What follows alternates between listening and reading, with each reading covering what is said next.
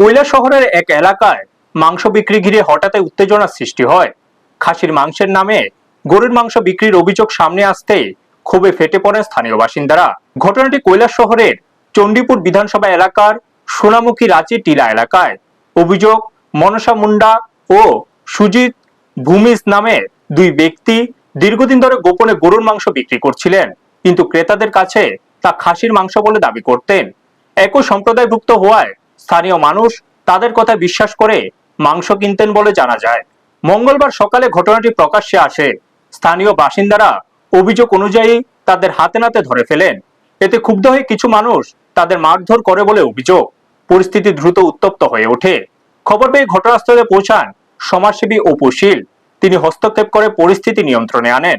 পরে তারা নিজেদের ভুল স্বীকার করেন বলে জানা যায়। এরপর স্থানীয়দের উদ্যোগে ধর্মীয় রীতি মেনে তাদের দিয়ে প্রায়শ্চিত্ত করানো হয়। পুরো ঘটনাকে কেন্দ্র করে এলাকায় চাঞ্চল্যের সৃষ্টি হয়েছে। ব্যুরো রিপোর্ট, নিউজ তৎকাল 24। কালকে আমরা জানতে পারি আমাদের এখানে হিন্দু দুজন ভাই, তারা হিন্দু হইয়া হিন্দু বাড়িতে খাসির মাংস কইয়া নিয়া গরুর মাংস বিক্রি করে। হ্যাঁ, তো আমরা তো কোনো ধর্মরে আমরা আঘাত করি না।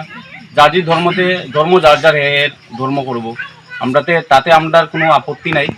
তো যেহেতু হে হিন্দু হইয়া মানুষে খাসির মাংস কইয়া গরুর মাংস খাওয়াইতেছে, যে কারণে আমরা আজকে এই প্রতিবাদে আইছি।